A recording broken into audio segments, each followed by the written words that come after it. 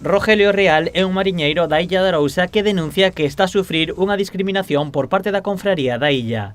Segundo conta, desde que comezou a traballar coas algas, o Pósito da Vila impediulle facelo nas mesmas condicións que o resto de buzos. Cansado da situación, decidiu plantar a súa embarcación diante da lonxa para pedir á confradía que lle deixe traballar. Eu quero traballar, é vivir tranquilo, que creo que é o que quere que todo o mundo. Traballar e vivir tranquilo.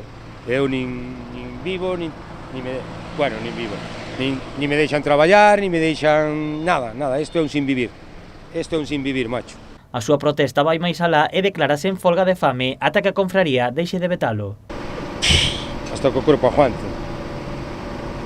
Hasta que o corpo aguante, teño clarísimo. O mariñeiro asegura que tomou medidas denunciando a confraría, pero dende o Pósito prometeronlle que o deixarían traballar con normalidade, unha situación que nunca se deu.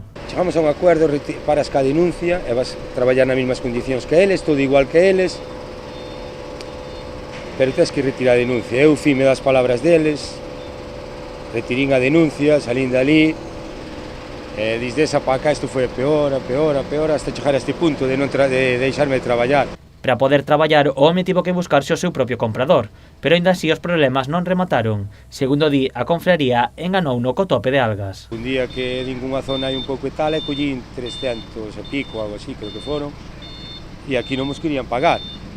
E eu dixen, hostia, como non ibas a pagar? Se a mí non me deixades traballar nas mesmas condicións que eles, e resulta que o Wakamen estuveste desmenjañando, é unha alga invasora e pódense coller os kilos que sean, mentras sempre que teñas comprador para vendelo. E así foi.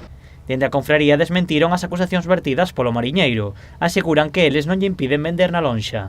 Tamén quixeron aclarar que os problemas de Rogelio cos compradores dependen dos compromisos acordados por ambos, nos que a confraría non pode intervir.